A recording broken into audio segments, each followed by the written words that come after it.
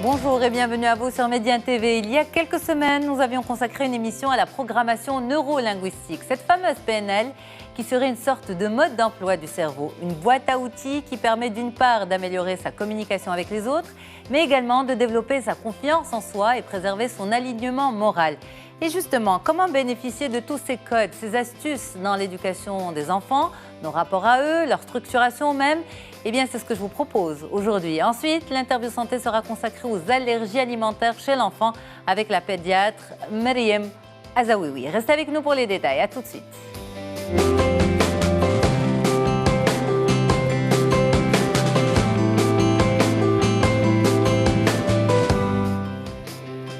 Alors, la PNL dans l'éducation des enfants, dans nos rapports à nos enfants, eh bien, on en parle tout de suite avec deux spécialistes. Yasmina Roulami, bonjour. Bonjour. Vous êtes consultante en communication. Oui, entre autres choses. Entre autres choses, absolument. Et Zakaria Rachad, bonjour. Bonjour. Vous êtes coach et enseignant certifié en PNL. Alors, la PNL, on en avait parlé il y a quelques semaines avec vous, justement. Et puis, on s'est dit quand même, ça a l'air d'être super aussi pour les enfants parce que ça pourrait éviter de se retrouver une fois adulte avec tous les problèmes que vous solutionnez, vous, aujourd'hui, en tant que spécialiste. À savoir manque de confiance en soi,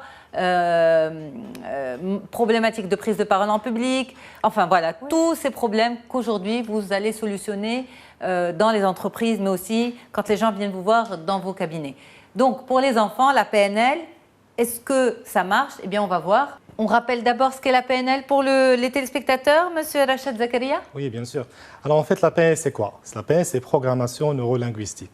En fait, chacun d'entre nous, il est programmé d'une certaine manière, depuis sa tendre enfance jusqu'à devenir adulte. Comment on est programmé? C'est à travers des stratégies que nous mettons en place, à travers des valeurs que nous avons absorbées de notre entourage, à travers des croyances aidantes ou limitantes, donc oui. On est programmé. Et comment cette programmation-là est installée? C'est à travers nos neurones. Et comment on arrive à détecter la programmation, justement, c'est à travers notre langage verbal, mais aussi non verbal. D'accord, donc voilà. Ça c'est la PNL. Voilà. Mais en même temps, c'est une boîte à outils. Exactement. En fait, la PNL, ça se base sur la modélisation d'excellence. C'est-à-dire? Ce sont des personnes qui ont réussi dans leur vie, qui ont développé des stratégies ou bien qui ont fait de belles choses. Donc on arrive à les modéliser, ensuite à développer ces modèles-là sous forme de protocoles, et ensuite à faire en sorte qu'on puisse, nous tous, copier leur façon de faire afin de reproduire les mêmes résultats. Donc en fait, la PNL se base sur des modèles d'excellence, de gens qui ont réussi, des spécialistes ont condensé tout ça, et en ont fait la PNL. Un coffre à outils. Un coffre à outils, c'est un mode d'emploi qui existe en fait. C'est ça. Qui est à la disposition de tout le monde. Exactement. Ouais, et qui a été développé par des gens dont le métier était justement l'humain, et la psychanalyse, etc. Vous l'avez dit, leur métier était l'humain, donc oui. Il y a de la bienveillance dans la PNL, ce n'est pas de la manipulation. Absolument pas. En tout cas, pour les gens qui sont bienveillants. Pour les gens qui sont bienveillants. En fait, c'est comme un marteau. Vous savez, les marteaux, on peut faire avec de bels édifices, comme on peut frapper avec, faire du mal. Donc chacun, il peut faire avec ce qu'il veut. Oui. Mais on revient toujours à la déontologie pour faire avec ce qu'il y a de bien pour l'être humain. Alors, c'est une question en fait d'intégration de différents éléments dans le cerveau et c'est ce qui va façonner l'être humain. Et quand on parle des enfants, eh bien, le cerveau est, on va dire, encore en pleine maturité, en pleine maturation, pardon. Il est encore en pleine construction. On peut encore en faire beaucoup de choses et on peut lui éviter différents problèmes à l'âge adulte. Est-ce que la PNL peut être intégrée dans nos rapports à nos enfants, Yasmina? Alors, pour l'accompagnement que je fais aujourd'hui avec les enfants, il n'est pas né de rien. Il est né de deux choses. D'abord, j'ai eu un enfant. Donc, ça change beaucoup de choses. Absolument. Et justement, j'étais déjà dans cette dynamique de développement personnel, de PNL, etc. Et c'est violent. C'est violent, la prise de conscience. Oui. La prise de conscience, alors qu'on est en train de se former soi-même à cette programmation neurolinguistique, à la manière dont nos automatismes ont été créés, à la manière dont notre façon de voir le monde et souvent nos croyances limitantes, ce qui fait que peut-être on bloque sur certains domaines. Donc, pendant que j'étais en train d'apprendre tout ça, j'avais le rôle et la responsabilité d'être maman. Ok. Et donc, je voyais ce que mon comportement anodin quotidien pourrait éventuellement créer à l'avenir avec ma fille. Et donc, on parle de... Sans entrer bien sûr dans votre intimité, Non, mais par bien exemple... sûr. Mais par exemple, pour qu'on puisse des phrases... s'identifier aussi. je vais vous dire un exemple. On découvre par exemple, on découvre en PNL que un enfant, le cerveau d'un enfant, jusqu'à 6 ans, peu ou prou, n'a pas de ce qu'on appelle le facteur critique. C'est-à-dire qu'un enfant, vous allez lui dire « tu es beau », il est beau. Vous allez lui dire « tu es méchant », tu es vilain. Il va l'entendre 1, 2 fois, il va l'intégrer. Il va l'intégrer comme étant sa vérité. Mais ma maman ne peut pas me mentir. Donc je vais me baser sur ça pour créer une programmation. Je suis vilain. Et il va continuer à le programmer. C'est ce qu'on vous apprend. Après, c'est pas si noir ou blanc, c'est pas aussi simple. Mais quand on est en formation et qu'on apprend ça et qu'en même temps on est en train de faire l'apprentissage de la parentalité, c'est violent. Justement, c'est pas bien, c'est méchant, c'est violent, c'est vilain. Quand on dit ça à un enfant quand il a fait une bêtise, donc il ne faut pas le dire. Non, c'est plus... Voilà, parce que... C'est plus mitigé que ça. Ce que je veux vous dire, c'est que dans la compréhension de la programmation d'un enfant, on sait que son cerveau est une éponge. C'est pour ça d'ailleurs que les enfants en très bas âge sont capables d'apprendre très rapidement, très facilement, les langues étrangères, etc. C'est pour ça. Parce que le cerveau est une éponge à ce moment-là. Il emmagasine tout. Et il le prend pour... Il ne se pose pas 10 milliards de questions. Vous, nous, en tant que femmes, quand on vous dit « Ah, t'es jolie aujourd'hui », on va dire « Mais non, n'importe quoi, c'est pas vrai. Un enfant, vous lui dites « T'es jolie » Ben oui, il est joli. Il est joli. Il y croit. Il y croit, absolument. Vous voulez rajouter quelque chose, monsieur ? Justement. Alors, j'aimerais aussi rajouter un exemple. Moi, j'adore les exemples. Oui. C'est en fait que lorsqu'on est parent, parfois on est nous-mêmes victimes de notre façon d'être éduqués. Absolument, notre propre programmation. Notre propre programmation. Je vous donne l'exemple d'un papa qui est venu me voir en coaching. Pourquoi ? Parce qu'en fait, il frappe son enfant. Il n'aime pas ça. Une fois qu'il le frappe après, c'est vraiment des remords. Donc il est venu pour ça. Pour lui, il ne veut pas le faire. Pourtant, il le fait. Donc il est programmé pour le faire. Alors il a voulu savoir pourquoi ça. Donc on a remonté dans le temps avec cette fameuse technique de ligne du temps dont on a parlé. On peut la rappeler parce que peut-être que les téléspectateurs d'aujourd'hui ne sont pas les mêmes que ceux de la dernière fois. Donc Exactement. il ne faut pas qu'on les frustre. Très bien. Alors la ligne du temps, c'est en fait le fait de suivre une émotion désagréable aujourd'hui pour aller le chercher la première fois qu'elle est apparue dans notre vie. Et d'une façon, elle est là. Mais d'une façon inconsciente, on ne se souvient pas pourquoi et dans quel contexte elle a été créée. Donc avec cette personne-là, on a pu remonter dans le temps et il a découvert que lui-même, avant l'âge de 6 ans, il se faisait frapper par son père. Donc pour lui, il a absorbé cette programmation. Il est en train de la redonner à son fils sans savoir pourquoi. Mais après, dès qu'il a pris conscience de ça, il a arrêté de frapper son enfant. Mais alors comment il a géré la pulsion ? Parce que c'est une pulsion en fait. Comment sur place. Ensuite, comment il gérait la pulsion ? C'est-à-dire sur place. Au moment quand il s'emporte contre son enfant. Alors, il sait que l'acte de frapper vient d'une action qui a été intégrée à un âge très précoce chez lui, mais normalement, la pulsion souvent prend le dessus.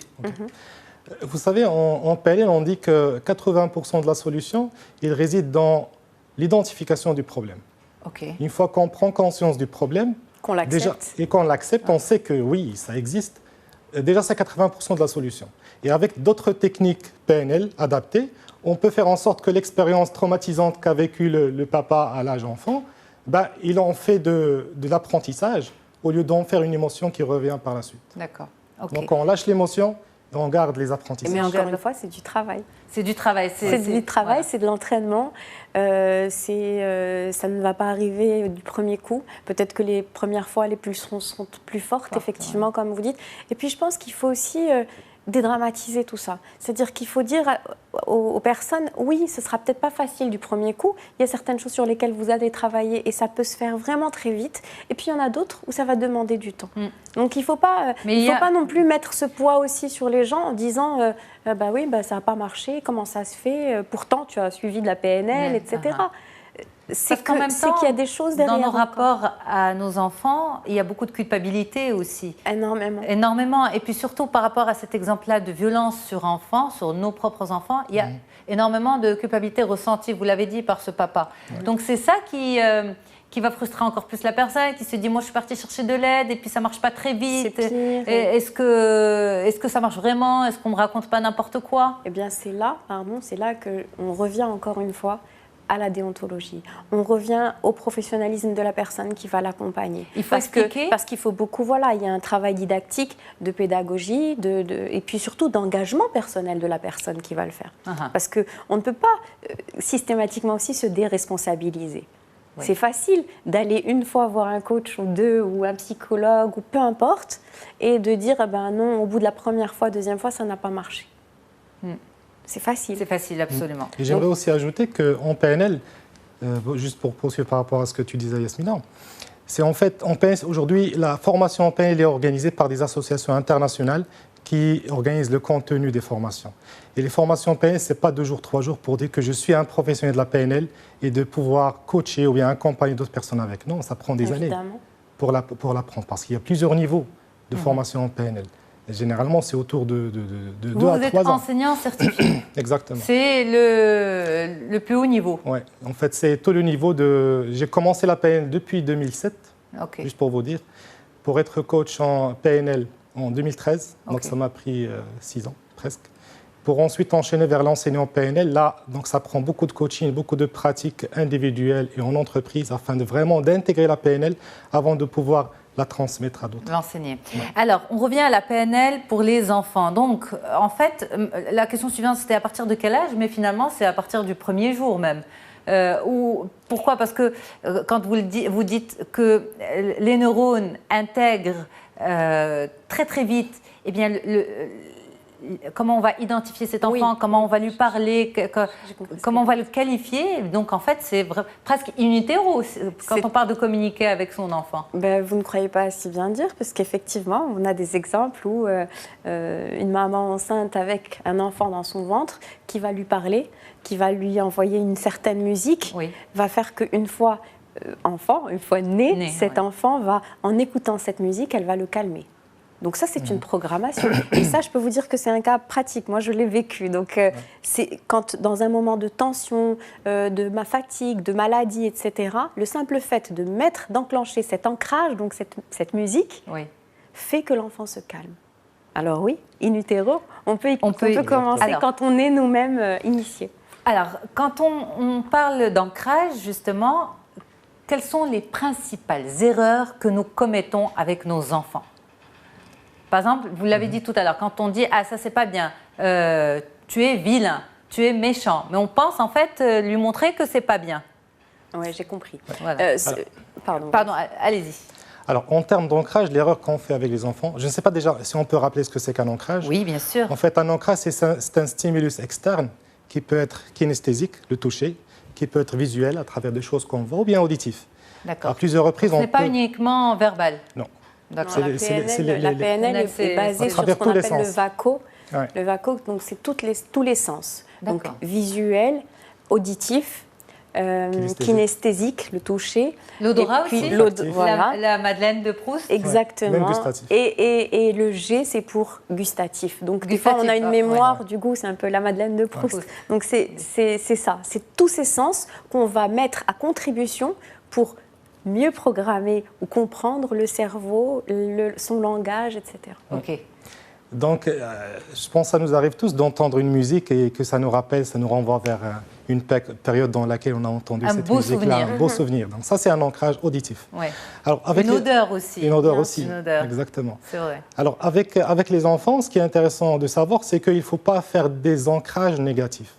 Oui. Avant de parler d'ancrage positif, il faut éviter les ancrages négatifs. Mais nous, dans notre façon de parler au quotidien, on en fait involontairement. Involontairement, par exemple. Alors justement, imaginez qu'un enfant, il est dans tous ses états, il est en train de pleurer, il est en train de vivre des émotions négatives. Ce qu'il faut éviter de faire, c'est de le toucher. Parce qu'en le touchant d'une certaine manière, ou même en le mettant entre les bras, tu vas déclencher un ancrage négatif qui va lui rappeler cette émotion négative. Donc même après, dans des états positifs ou bien des situations positives, le fait de le remettre entre tes bras de cette façon-là, ça va le faire remémorer cet ancrage négatif, cette émotion négative. Un câlin, c'est pas bien? Si, je comprends. Attends, j'arrive. Oui. Alors, ce qu'il faudrait faire par contre, c'est avant d'aller vers les situations négatives, l'ancrage négatif, ce qu'il faut faire, c'est d'installer des ancrages positifs avant, avec nos enfants. C'est-à-dire, lorsque nos enfants ils excellent dans quelque chose, c'est bien de lui dire « c'est très bien ce que tu fais ». Peut-être même de le mettre entre ses bras pour dire « voilà, tu es courageux, tu as bien fait les choses ». Comme ça, on installe un ancrage positif. Cet ancrage-là, il peut nous être utile dans des situations négatives. Lorsqu'il est dans les pleurs, on va installer l'ancrage positif pour annuler la situation négative, et non pas le contraire. Parce qu'un bébé, quand il naît, il pleure. La première chose qu'on fait, c'est qu'on le prend dans nos bras pour le calmer. Mais vous nous dites que ce n'est pas une bonne solution. Parce qu'en fait, il faut revenir avant. Lorsqu'il était dans le ventre de la maman, il était enveloppé, entouré. Il sentait de la sécurité. Donc du coup, c'est un ancrage de sécurité. C'était un ancrage in vitro. C'est ce dont vous parlez. In vitro, absolument. Et donc, c'est normal de prendre son enfant dans les bras. Mais quand il grandit, il faut d'abord installer un autre ancrage. Il faut installer des ancrages positifs à chaque fois. Cet ancrage-là est déjà installé. Celui d'être rassuré dans les bras de sa maman. Il est quasi inné. Bien sûr. Oui. Mais c'est bien de le renforcer. Il faut le renforcer. Alors, on peut aussi donner les exemples d'ancrage négatif que nous faisons sans nous en rendre compte. Oui, moi je vais en donner des plus subtils. Oui. Puisqu'en accompagnant les enfants et en étant beaucoup dans l'expérimentation, en voyant toutes les pédagogies alternatives, etc., toutes les pédagogies alternatives aujourd'hui, elles vous disent une chose. On a trop tendance, en tant qu'adulte, à vouloir aider les enfants, à vouloir les soutenir, à vouloir « Attends, je vais t'aider à porter à mettre ta veste, à faire tes lacets, tes devoirs, etc. » Or, d'instinct, les enfants, quand on les voit entre eux, et vous pouvez le voir dans des écoles, Montessori, etc., les enfants, on leur donne le plus de liberté et d'indépendance. Et quand ils sont entre eux, même quand il y en a un qui sait faire, jamais, il ne va se substituer à l'autre enfant. Il va le laisser faire sa propre expérience. Il va le laisser aller jusqu'au bout de ce qu'on va appeler échec, et qui n'est pas un échec, qui est une expérimentation pour grandir. Et donc, pour moi, un des plus gros ancrages qui est très sournois et très subtil qu'on ne voit pas, c'est qu'on a cette tendance à justement vouloir protéger l'enfant, à vouloir finalement ramer dans sa barque. Mais sauf que, imaginez une barque. Comme nous l'a dit un jour un formateur, mais si j'ai une barque et que je suis dedans et que j'ai déjà du mal à ramer et que quelqu'un vient se jeter dans ma barque, on va tomber tous les deux. Et c'est un peu ça qu'on fait en ancrage avec les enfants, c'est qu'on a tendance à « Vas-y, mais pourquoi? Allez, vite, fais vite !» On l'a tous fait avec nos enfants. Oui. Mais on leur inculque déjà du stress là-dedans. On ne les laisse pas se débrouiller par eux-mêmes. Mais parfois, le temps ne nous le permet pas. On aimerait bien les laisser prendre leur temps. Ah, mais ça, c'est parce qu'il faut s'éduquer. Il faut qu'on s'éduque à justement développer une stratégie de réveil plus tôt, à développer des rituels avec nos enfants le matin pour que justement le matin ne soit pas une corvée, ne soit pas un moment difficile. Je vous dis ça, je peux vous assurer que j'ai plein de matins très difficiles avec ma fille qui a 7 ans. Mais je remarque que quand effectivement je fais ce que je dis aux gens de faire et que je suis un rituel ou un protocole, ben ça se passe comme sur des roulettes. Et toute la journée, ça s'enchaîne bien parce qu'on a développé des choses, on a fait des jeux, ça peut être des ancrages qui vont tourner autour du jeu, justement avec les enfants, on en reparlera tout à l'heure. Mais on en parle même tout de suite, moi j'adore ces exemples, on est là pour ça aujourd'hui. C'est la PNL pour les enfants. Est-ce qu'on peut parler de règles de base de la PNL avec les enfants? Est-ce qu'il y a des règles de base? Oui. On va pas dire ça, on va pas appeler ça des règles de base, mais on va dire des bonnes pratiques. Oh, oui, les bonnes pratiques. Moi, je vais répondre autrement. C'est-à-dire que pour moi, la PNL est un outil, une boîte à outils, un mode, c'est des techniques. Mais avec les enfants, ça l'est encore plus. Parce qu'on ne va pas aller expliquer à un enfant, ben voilà, tu sais, chacun a sa carte du monde, on a des croyances, etc. Donc on va s'adapter au langage de l'enfant. Et on va s'adapter à son intelligence finalement. Ils sont 10 fois plus intelligents que nous. J'allais presque dire c'est beaucoup plus simple avec un enfant. Parce que justement, on va anticiper ces blessures qui font qu'un adulte à 30, 20, 15 ans, 18 ans, etc., va avoir un manque de confiance en lui, va pas savoir communiquer en public. On va le dépioter très rapidement avec les enfants. Et donc, ça vient par le jeu.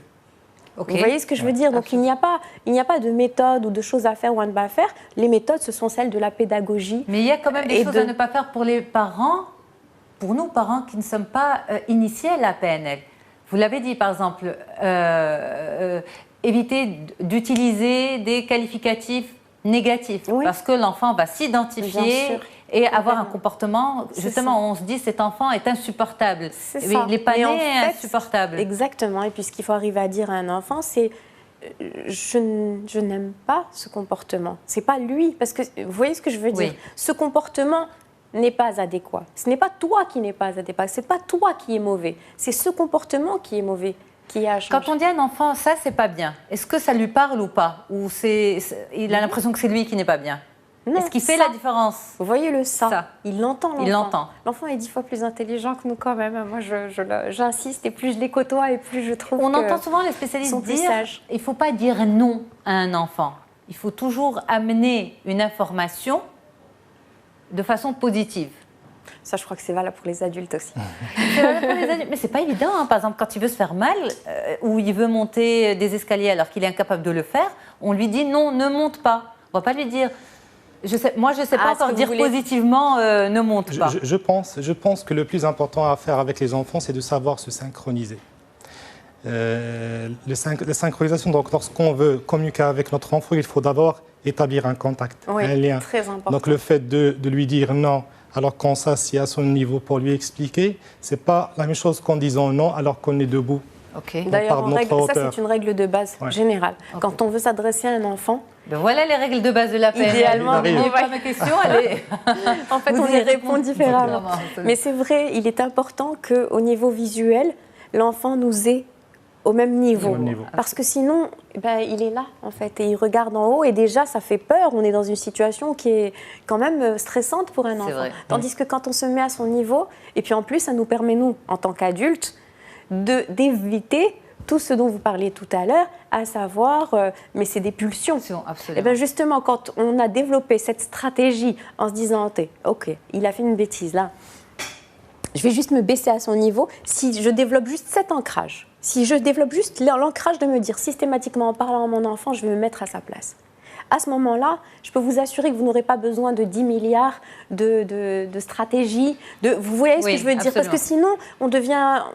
C'est pas viable. Ça, c'est la première base. Oui. Alors, le deuxième point. Une autre règle de base, parce que vous aimez parler de règles de base, et ce que je fais d'ailleurs moi-même avec mon enfant qui a 4 ans, c'est de raconter des histoires. En fait, en PNL, on a un module qu'on appelle les métaphores. En fait, ce sont des histoires métaphoriques.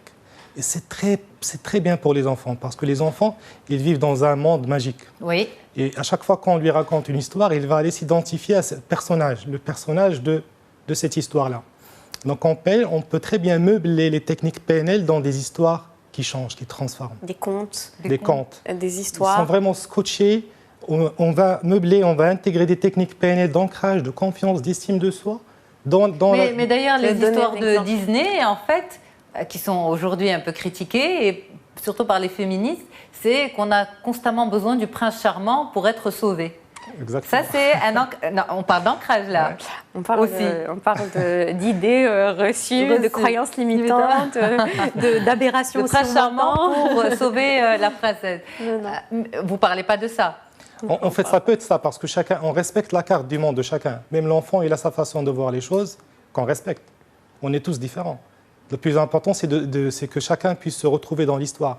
Une seule histoire qu'on raconte à 10 enfants, chacun il va la comprendre à sa manière. Il va l'adapter à son contenu, à sa vie, pour en tirer des leçons. Lui, elle est en plein développement. Elle n'est pas figée. Donc, on peut l'aider à ne pas avoir ces croyances limitantes dont souffrent des générations. Je donne un exemple. On garde l'exemple, on l'emballe et on le développe dans quelques instants. Juste après une courte pause. À tout de suite.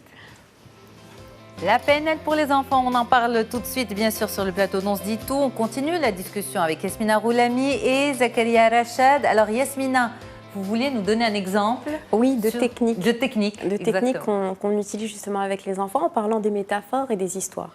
Aujourd'hui, c'est de plus en plus connu, ça s'appelle le voyage du héros. Et en fait, le voyage du héros, c'est un jeu, un peu comme un jeu, une chasse au trésor, mais c'est à la quête de soi. Et c'est basé sur les archétypes de Jung, donc on connaît tous Jung, je crois. Et en fait, il va choisir ses personnages. L'enfant va choisir son personnage. Ce sont des archétypes qu'on vit tous. Après, il y en a un qui est plus développé que l'autre. Par exemple, on a l'innocent.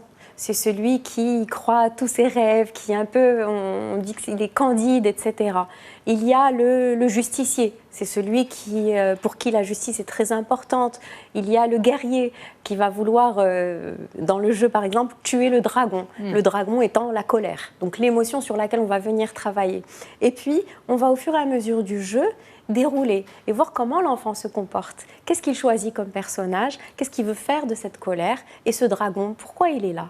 Parce que ce soit pour les enfants ou pour les adultes, ce dragon qui est cette colère, qui est une émotion, n'est qu'un tableau de bord, c'est un indicateur qui nous dit « warning », il y a quelque chose. Qu'est-ce qui se cache derrière? C'est un besoin, généralement. On a besoin de quelque chose. Donc, par exemple, si je suis agressif, si je suis un enfant qui est agressif, systématiquement, on va dépioter, on va chercher, et peut-être que c'est un enfant qui a besoin d'attention, simplement, il faut aussi changer qui a besoin l'environnement. d'amour. On va déjà le comprendre lui-même, parce que l'environnement, on ne peut pas toujours le changer. Moi, ce que je dis toujours aux gens que j'accompagne, c'est ça, tu peux le changer. Est-ce que tu as la télécommande dessus? Est-ce que tu peux changer le comportement de ton conjoint, par exemple? Pour un adulte, tu n'as pas la mais télécommande. pour un enfant, c'est différent. L'enfant est quand même dans une position de... Il subit vraiment pleinement encore plus l'environnement. D'ailleurs, quand on accompagne, le travail généralement se fait forcément, comme dans la psychanalyse, avec la famille. Et on prend en charge l'ensemble de la famille, donc de l'environnement de l'enfant. Bien sûr, le point focal, c'est l'enfant qu'on accompagne, donc on va le suivre, mais on est obligé de cibler large. Alors, j'aimerais bien aussi qu'on aborde un autre angle, à savoir comment adapter la PNL au profil de l'enfant. Vous avez un enfant, on va dire timide, introverti, qui ne va pas vers les autres. Est-ce que la PNL peut l'aider? Est-ce que ses parents peuvent mettre en place des techniques pour justement amener cet enfant à être plus à l'aise dans son environnement? C'est possible? En fait, on peut pas. Ce que je veux dire, dans ma conviction des choses, de la compréhension de la PNL, c'est difficile de donner des solutions miracles. Parce que chacun de nous, il est spécial. Même l'enfant, il est spécial. Bien sûr. Il code ce mot qu'on appelle la timidité, il le code à sa manière. Parfois, ça vient d'un traumatisme. Un enfant qui a été traumatisé par quelque chose, même lorsqu'il était dans le ventre de sa maman, on ne peut pas lui donner la même technique que celui qui a besoin peut-être d'encouragement, qui a besoin d'ancrage de ressources. Mais alors, je vais vous poser la question différemment. Si, par exemple, il y a des choses que les parents doivent éviter de dire ou de faire qui conditionneraient cet enfant et le pousseraient à devenir introverti et timide. D'accord. Voilà, plus simplement. Puisqu'on ne peut pas aller vers les causes, qu'est-ce que nous, adultes, pouvons faire pour éviter que ces enfants ne deviennent... Par exemple, il y a un travail en amont qui se fait. Aujourd'hui, quand on accompagne les enfants, on les accompagne avec plusieurs outils, que ce soit la PNL, mais pas que. Et un des outils qui est pour moi fondamental, c'est de détecter l'intelligence dominante de l'enfant. Donc on va aller voir, je ne sais pas si vous connaissez la théorie qui a été développée sur les intelligences multiples, et qui dit qu'en fait, en gros, on a tous une intelligence dominante, mais on en a tous 8 à 9. Donc certains, c'est le mathématique, d'autres, c'est plus interpersonnel, intrapersonnel, d'autres, c'est linguistique, d'autres, c'est visuel. Chacun a son intelligence dominante, qui fait que quand on la nourrit, quand on la booste, elle va développer toutes les autres. Je vous donne un exemple tout simple. On détecte chez une enfant qui a 14 ans que son intelligence dominante, et puis il y a des tests pour ça, il y a des tests spécialistes. Et donc, c'est la musique. Cette petite fille n'avait jamais réclamé de cours de musique. Elle n'avait jamais rien demandé pour ça. Du jour où elle a pris ses cours de musique, elle s'est transformée. Elle n'était plus timide, justement. Elle n'était plus timorée, renfermée. En maths, elle avait 7, elle a commencé à avoir 12. Donc vous voyez ce que je veux vous dire, c'est que c'est vraiment un travail en amont qui se fait pour déjà pour moi, la première étape, c'est de détecter quel est le don de mon enfant, quelle est son intelligence. Mais là, on va vers un spécialiste avec des techniques. Oui, mais le spécialiste qui vous accompagne en PNL ou en intelligence multiple, ça peut être le même. Parce que ça reste des outils qui sont tous complémentaires. Mais par exemple, on va dire quelque chose qui peut se faire à la maison. Sans aller vers un spécialiste, sans aller vers des mesures exactes. Par exemple, quand on dit à l'enfant, écoute, fais attention à tes petits camarades, ils pourraient te piquer ton goûter, fais attention à ne pas tomber, quand tu cours doucement, sinon tu vas te faire mal. Ces choses-là, ces phrases, est-ce qu'elles sont limitantes? Est-ce qu'elles s'ancrent en nous, enfants, et nous façonnent vers des faiblesses? C'est un peu ça. Je donne la parole à Zakaria. Ok. Alors, en fait, il y a deux concepts sur lesquels j'aimerais parler par rapport à ça. En fait, le premier concept, c'est le négatif. En fait, lorsqu'on dit il faut éviter de ne pas tomber, en fait, notre inconscient, il ne reconnaît pas le ne pas. Ce que l'on va entendre, c'est tombe. Ou bien... C'est vérifié, ça? C'est vérifié, exactement. Lorsque je vous dis, par exemple, est-ce que tu ne peux pas penser à une vache? À quoi tu vas penser? À la vache, tout de suite. Je la visualise. Ou alors ne pense surtout pas à un tapis rouge. Ne pense surtout pas. Un tapis rouge. Forcément, le cerveau retiendra tapis rouge. Donc, dans notre éducation des enfants, il faut toujours utiliser des phrases positives, à connotation positive. Mais quand on lui dit ça fait mal, ne touche pas à ça, ça fait mal. Mais en fait, dans la PNL, ce qu'on va vous dire, c'est pas tant ça fait mal, mais c'est surtout ne touche pas. On va lui dire éloigne-toi. Pour lui dire ne cours pas, on va lui dire marche doucement. Vous voyez, c'est en ça qu'on dit. Ne pas dire négatif, mais dire positivement. C'est-à-dire ne pas utiliser la négation, car le cerveau. Car le cerveau ne reconnaît pas la négation. C'est revient en arrière. Je sais pas. C'est pas revient en arrière, parce que si on est précis, c'est reste en bas. Reste en bas, oui. Vous voyez, c'est des petits... et puis il existe un lexique comme ça pour les enfants, qu'on donne d'ailleurs aux parents et qu'on retrouve sur Internet, il faut juste s'y intéresser, et qui vous donne un lexique de phrases qu'on a l'habitude de dire en tant que parent, et qu'en transformant un tout petit peu de manière justement positive, change complètement. Ok, j'aimerais bien qu'on donne des phrases justement comme ça aux téléspectateurs. Des exemples de phrases Des exemples de phrases. Le matin pour leur dire travaille bien à l'école. C'est très positif, mais c'est bien ça. C'est positif, mais ils n'aiment pas trop les enfants cette phrase. Mais parce que les enfants, ils vivent aussi dans l'instant. Et du plaisir à travailler. Mais c'est un ordre, non?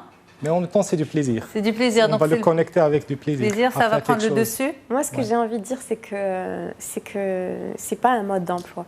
Mais ça nous aiderait quand même d'avoir ce mode d'emploi. Oui, mais juste quand vous en parlez, on sent quand même la responsabilité, le poids. Mais alors, il ne faut pas que je fasse comme ça, il faut que je fasse comme ça. Non, vous avez un instinct maternel. Vous avez quelque chose qui fait que quand même, vous êtes en mesure de reconnaître une phrase qui fait mal, une phrase qui peut avoir de l'impact. On le sait quand on se met un tout petit peu en conscience. Quand on vit le moment en conscience. Quand on dit à un enfant, fais vite, tu es toujours en retard. Fais vite, s'il te plaît, fais vite, on va vraiment rater quelque chose de super.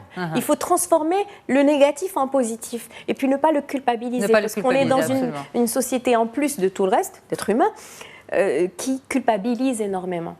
Ce que j'aimerais aussi recommander aux parents dans leur interaction avec les enfants, c'est d'apprendre à les connaître. Ensuite, une fois qu'ils les connaissent bien, apprendre à établir le contact, à mieux communiquer. Ensuite, l'enfant, dès qu'il vous fait confiance, il va vous suivre. Je donne juste un petit exemple. Parce que ça, en PNL, il y a le concept de la dominance sensorielle de l'enfant. Parce qu'on utilise le VACOG, le visuel, l'auditif, kinesthésique et l'olfactif, gustatif. Mais les trois principaux, c'est ça. C'est le visuel, l'auditif et le kinesthésique. Imaginez un enfant qui soit kinesthésique. C'est quoi un enfant kinesthésique? C'est-à-dire qu'il est plus en termes d'apprentissage ou bien pour mieux communiquer avec lui, il faut passer par le kinesthésique. Par la gestuelle. Si la maman, par exemple, veut dire « je t'aime » à un enfant, si l'enfant est kinesthésique, il le prend. Mais comment on sait s'il est visuel? J'arrive, oui. Je vais expliquer. Allez-y.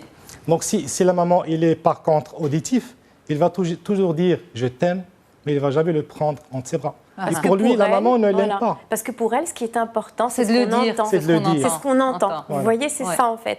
Et c'est ça qui crée aussi des problèmes dans les couples. Exactement. Dans les On ne couples, fonctionne pas de la même manière parce que chacun est... Exactement. Exactement. Une femme, là, il y a un enfant visuel, il a besoin que tu lui ramènes un cadeau pour qu'il comprenne qu'il est important pour toi. Ouais. Oui, donc Enfin, il a besoin de voir. il a besoin de voir.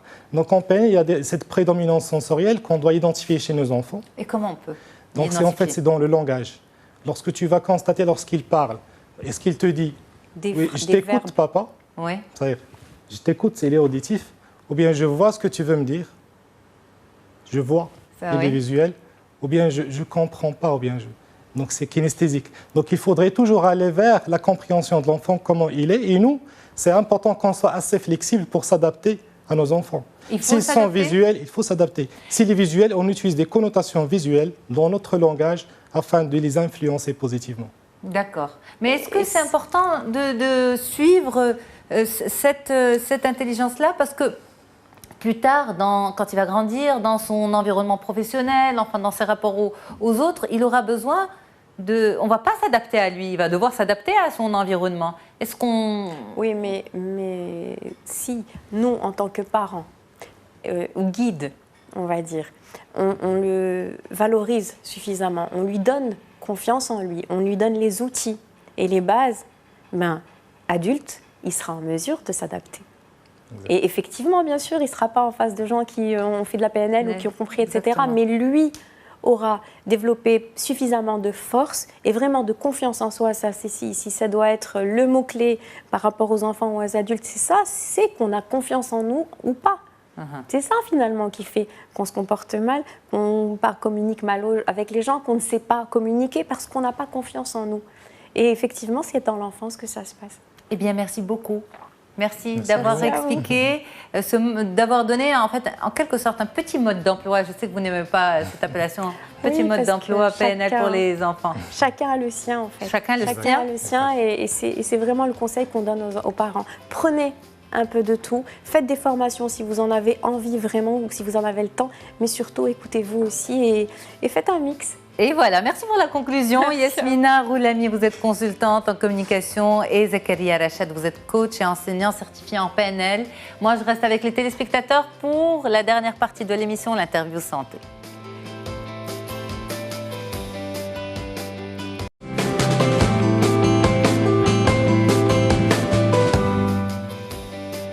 L'interview santé d'aujourd'hui est consacrée aux allergies alimentaires chez l'enfant avec la pédiatre Mariam Azawiwi. Bonjour docteur. Bonjour Yasmine. Merci beaucoup d'être là. Merci à vous. Alors, avant de parler des allergies alimentaires chez l'enfant, on va peut-être rappeler les principes de base de l'équilibre alimentaire chez les tout-petits. Alors, l'aliment idéal pour un bébé qui vient de naître, c'est l'allaitement maternel. Ça, j'insiste, il faut toujours insister parce que c'est l'aliment le plus adapté pour la croissance et la nutrition de l'enfant. Donc, il est conseillé d'allaiter son enfant pendant les 6 premiers mois. D'accord. Quand est-ce- Exclusivement. C'est-à-dire, on peut commencer la diversification alimentaire entre la 17e, c'est-à-dire introduire les aliments, entre la 17e et 24e semaine, c'est-à-dire à peu près entre 4 et 6 mois. Ok. C'est-à-dire, on commence progressivement par introduire les aliments pour éviter en fait les allergies. Il ne faut pas introduire les aliments ni trop tôt, ni trop tard. Alors, toutes les études maintenant en allergologie, ça commence à évoluer parce qu'au début, ils disaient 3 mois, puis après, ça a changé 6 mois. Alors maintenant, on s'est mis d'accord. Toutes les études sont pour en fait introduire les aliments à partir du 4e mois pour éviter en fait l'apparition d'allergies parce que quand on introduit après l'âge de 6 mois, on a constaté qu'il y a de plus en plus d'allergies qui apparaissent. D'accord. Donc c'est pour ça que je conseille à toutes les mamans d'allaiter leur enfant et de commencer en fait à introduire les aliments entre la 17e et 24e semaine, donc à peu près entre 4 et 6 mois. Par quoi commencer? Par les légumes. On commence par des légumes cuits, mixés. Alors ça peut être de la pomme de terre, potiron, haricots verts, des épinards. Les légumes qui sont à goût fort, tels que les choux et dérivés, on les laisse par la suite. Et on introduit ensuite des fruits. des fruits qui sont cuits, mixés, fruit par fruit. Alors au début, on disait pas de fruits exotiques. Maintenant, on commence à revenir sur ça. On dit, vous introduisez les fruits et si votre enfant fait de l'allergie, dans ce cas, on arrête l'aliment en question qui provoque de l'allergie. Tous les fruits? Tous les fruits, oui. Exotiques, fraises aussi, parce que la fraise, par exemple, était... Oui, parce qu'en fait, ils ont constaté que, surtout quand la maman est allergique ou le papa est allergique, ils ont trop peur que leur enfant développe de l'allergie. Donc, l'enfant suit un régime qui est trop strict et c'est un effet contraire, en fait. C'est un effet opposé. Donc, en fait, on peut tout donner à l'enfant très tôt? Alors, est-ce qu'il faut tout donner? Bon, bien sûr, il faut suivre un schéma, il faut aller chez son pédiatre pour qu'on puisse expliquer. Alors, toujours l'allaitement maternel pendant les 6 premiers mois, introduire les aliments, les légumes et les fruits. À partir du 5e mois, introduire de la viande, des œufs, du poisson. On commence toujours par une cuillère à café, puis à partir du 7e mois, une cuillère à soupe. C'est-à-dire qu'il faut aller progressivement pour que l'enfant, en fait, puisse manger tous les aliments à l'âge de 1 an. D'accord. Alors, une allergie, c'est quoi déjà? Alors, quand on parle d'allergie. Une allergie, en fait, l'allergie alimentaire, c'est en fait une réponse immunitaire inadaptée par rapport à un aliment qui est considéré comme un intrus par rapport à notre organisme. C'est-à-dire, lors de la première introduction de cet aliment, alors notre système immunitaire va considérer cet aliment comme un intrus. Il va en fait produire des anticorps qui va les garder en mémoire. C'est ce qu'on appelle la phase de sensibilisation. Puis, lors de la deuxième introduction de cet aliment, notre système immunitaire reconnaît cet aliment comme un intrus. Donc, il va déclencher un phénomène inflammatoire, on dit. Il va libérer ses anticorps. Il y aura tous les symptômes en fait, de l'allergie, comme la libération de l'histamine et tous les symptômes qu'on citera par la suite sur les allergies. Alors, on peut en parler tout de suite des symptômes. Alors, quels sont les symptômes de l'allergie alimentaire? Grosso modo, on peut les schématiser. Ils sont tous pareils? Quelle que soit l'allergie? Alors, l'allergie alimentaire, c'est bien, elle peut débuter à n'importe quel âge. C'est-à-dire, elle peut commencer chez le tout petit bébé, comme elle peut commencer chez l'adulte qui est habitué à manger le même aliment. D'accord. Chez le tout petit, c'est-à-dire dès 4 mois, dès la diversification? Heureusement, le lait maternel, il est exceptionnellement, voire très exceptionnellement allergisant. C'est pour ça qu'on conseille à la maman de donner du lait maternel, parce que c'est vraiment l'aliment qui est le mieux adapté pour la croissance de l'enfant. Quand on commence à donner un lait de suite, un lait de pharmacie, il peut des fois provoquer des allergies alimentaires. Quels sont les symptômes? C'est-à-dire dès l'introduction d'un aliment quelconque. Alors, quels sont les symptômes? Grosso modo, on peut les schématiser en 2 grands groupes. Il y a des symptômes immédiats, c'est-à-dire dès les premières minutes d'ingestion de l'aliment. Alors l'enfant, il va faire ce qu'on appelle un syndrome oral, c'est-à-dire il va ressentir un picotement au niveau de la gorge, il va ressentir un gonflement des lèvres, c'est les signes cutaneo-muqueux, il va sentir en fait, on va avoir une rougeur au niveau de la peau. Quand ils sont tout petits, ils ne peuvent pas exprimer tout ça? Si, ils sont tout petits, c'est-à-dire quand on introduit par exemple par rapport aux allergies aux protéines de lait de vache, quand vous donnez un lait de suite, votre enfant, dès les premières secondes, dès les premières minutes, il peut faire une rougeur. Vous voyez, sur place, il devient rouge. Oui, il devient rouge. Il gonfle, des fois, c'est un œdème. C'est dangereux? Oui, bien sûr, c'est dangereux parce que ces symptômes immédiats peuvent évoluer vers ce qu'on appelle un choc anaphylactique. Le choc anaphylactique, c'est en fait l'évolution la plus grave des allergies. C'est un enfant en fait qui fait un œdème qui bloque des fois les voies respiratoires et l'enfant a du mal à respirer. Donc, pour ne pas faire peur aux parents, c'est pas, on va dire, ça n'arrive pas souvent. Heureusement que ça n'arrive pas souvent. Heureusement. C'est pour ça que c'est important de détecter les symptômes d'allergie, d'aller chez son pédiatre dès que la maman remarque ces symptômes. Donc, on a parlé des symptômes cutaneo-muqueux, c'est-à-dire les rougeurs, une démangeaison dès l'ingestion de l'aliment. Ça, c'est des symptômes immédiats. Des symptômes digestifs, tels que des vomissements dès l'ingestion de l'aliment, une diarrhée aiguë, des maux de ventre, et des symptômes respiratoires, c'est-à-dire l'enfant, il va tousser, il va avoir une gêne respiratoire, et on va entendre un sifflement. Ça, c'est des symptômes immédiats qui permettent au pédiatre de faire facilement le diagnostic. Absolument. Mais la difficulté, on peut avoir aussi des symptômes retardés. Alors, ces symptômes retardés, par exemple pour l'allergie aux protéines de lait de vache, en fait, c'est un enfant qui va faire des signes cutanés tels qu'un eczéma. Un eczéma qui ne guérit pas, c'est-à-dire vous mettez un enfant qui a ce qu'on appelle la dermatite atopique, c'est un eczéma, on met plein de crème, On remarque que ça ne guérit pas, ça récidive. Il faut aller chez le pédiatre pour voir. Peut-être c'est un allergène alimentaire qui donne ça. Et qu'est-ce que fait le pédiatre à ce moment-là? Il recherche l'allergène? Alors, quand le pédiatre il voit, par exemple, ces signes cutanés, un eczéma, alors on peut s'aider d'une batterie d'eczéma.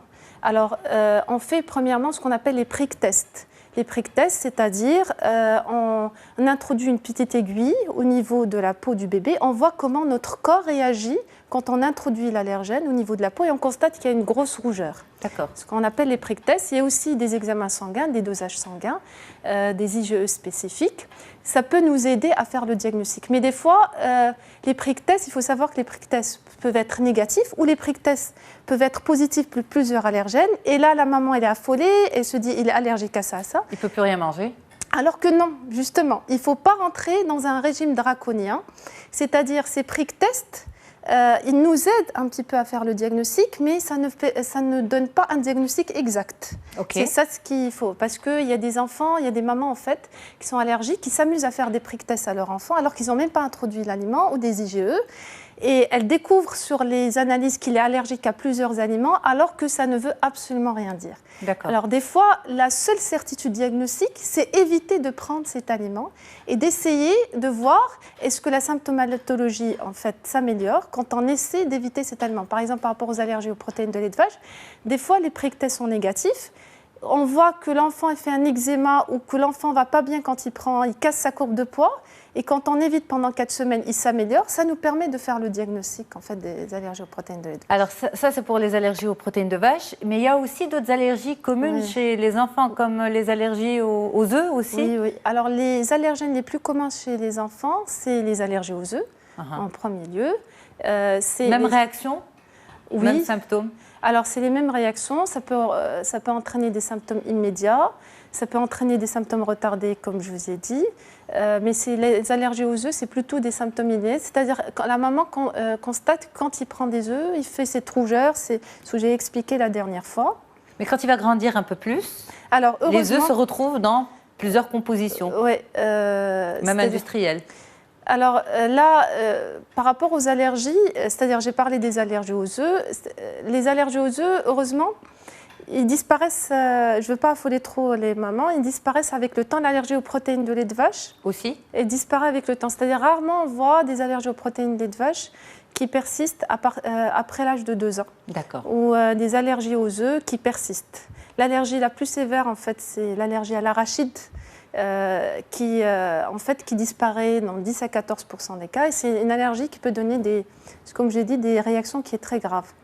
Donc c'est pour ça, par rapport à la prévention, on verra par la suite, par rapport à la prévention, par rapport à l'arachide, il faut que les parents soient assez vigilants, de vérifier ce que mange leur enfant, surtout à l'extérieur, à la cantine. Mais justement, vous avez dit, bon, dans la majorité des cas, l'allergie va disparaître. Mais parfois, ça dépend de l'allergène. Ça dépend de l'allergène, absolument. Mais parfois, elle persiste.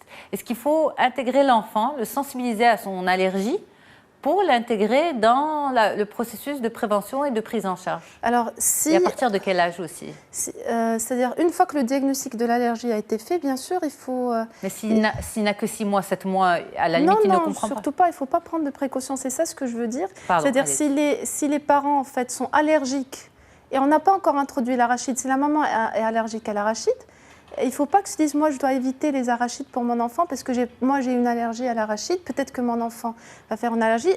Au contraire, quand elle évitera d'introduire l'arachide à son enfant, il va faire peut-être une allergie à l'arachide. C'est ce qu'ont montré plusieurs études. Mais si l'allergie ne disparaît pas et qu'elle persiste au-delà des 2 ans, est-ce qu'il faut en parler à son enfant? Est-ce qu'il faut le sensibiliser? Bien sûr, il faut absolument le sensibiliser parce que ça peut être grave. On peut tomber dans un cas où il peut faire ce que je vous ai dit, un choc anaphylactique.